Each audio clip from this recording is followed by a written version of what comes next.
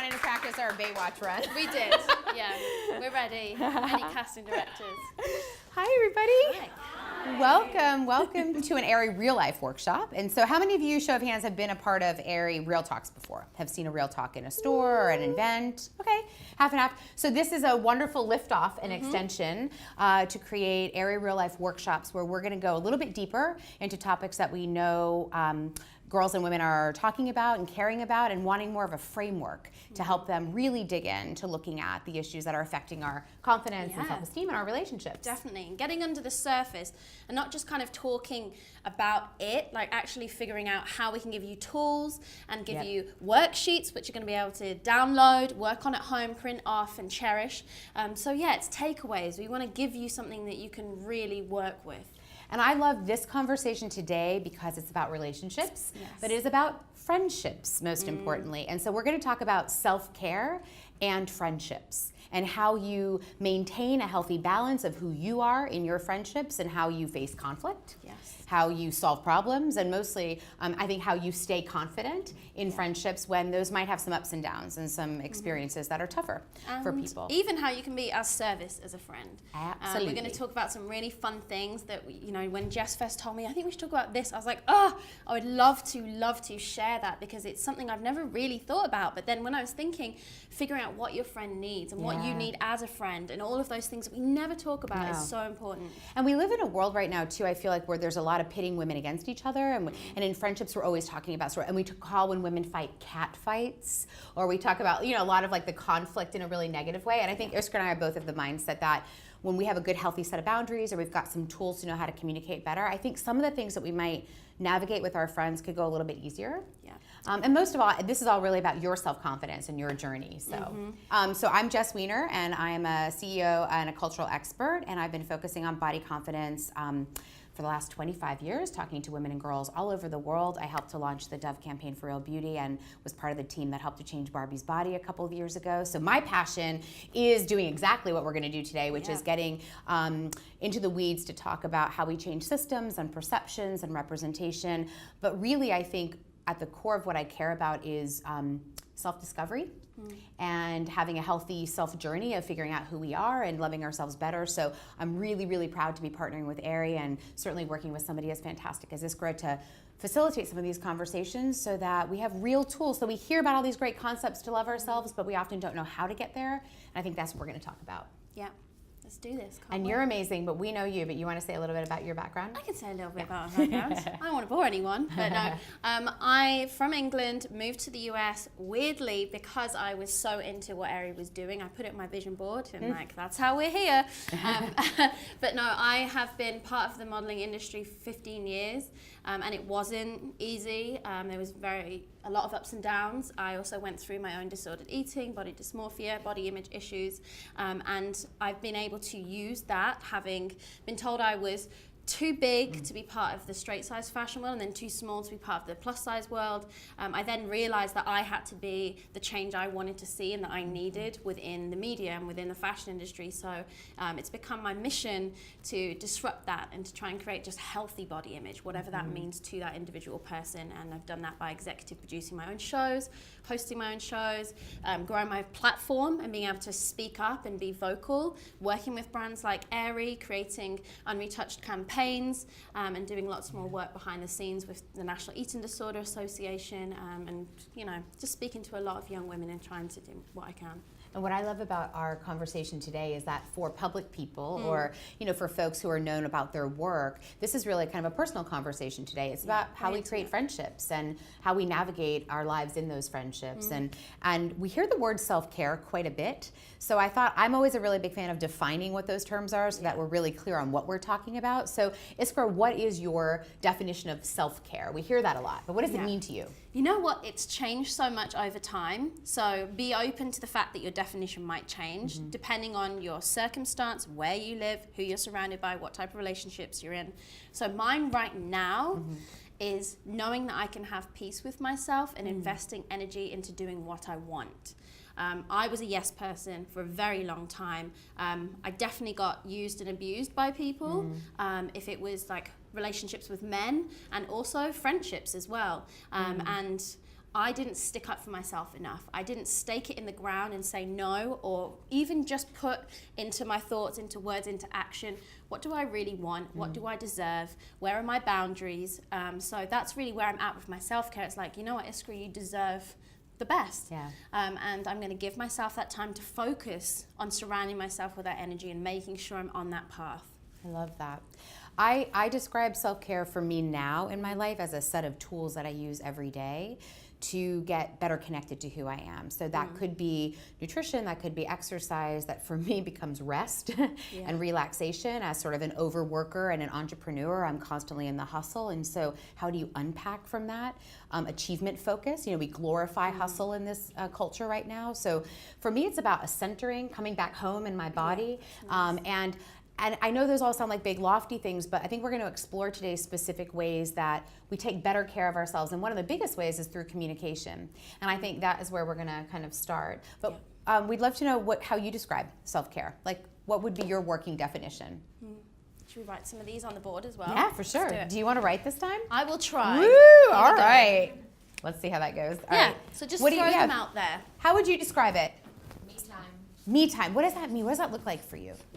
Doing whatever I want at that time and at that exact moment, whether it's going shopping, whether it's going out with my friends, or whether it's laying in bed and doing absolutely nothing. Love it. Me time. So shopping, spending time, me time in the present. I love that. Going out with friends was one of those as well. What else? How else would you describe self-care? Or what really helps you get back to home, back to center for yourself? Exercise. What kind of exercise do you like? Like the arc or the treadmill, anything. Okay, great. Exercise, so cardio helps for you. I ask because I love boxing. I've taken up boxing in the last 2 years, and I love that. As aggressive and crazy as it sounds for me, it is definitely a centering. Yeah. So exercise, me time. What about you? Cooking for yourself. Cooking. Ooh. And tell me what you love about that. Like, how does that feel like self-care? I just feel really accomplished when I'm done with that. I like preparing all of the things and seeing the colors and everything all set up, and then when you enjoy it, it just feels like you did that for yourself. Yeah. Do you have a favorite go-to self-care meal that you make? Like a comfort meal? I make this strange miso soup that's just chickpea miso, and then you blend it with like garlic and pepper. It's really amazing and vegan. Okay, I will grab that recipe afterwards. Not for me, for my husband, because I don't cook, but he does. I think that's interesting as well, because cooking is something you are nourishing yourself with as well. Like, there's such a deeper meaning to it. And I feel like when I was struggling with my own body image and insecurity and in a negative place, it's almost like I didn't deserve to nourish myself. I didn't deserve to enjoy food and its pleasure and all of those things. It felt like punishment. It felt like such a negative thing. And I think that's such a nice part of growth, to enjoy what you're actually putting in your body and realizing that it can be nourishing, or it can be enjoyment, or it can be all of these things. It's also quite creative, right? Yeah. You're talking about sort of starting from scratch and building something and then seeing the results and then eating the results. What else? How else would you all describe self-care? Yeah.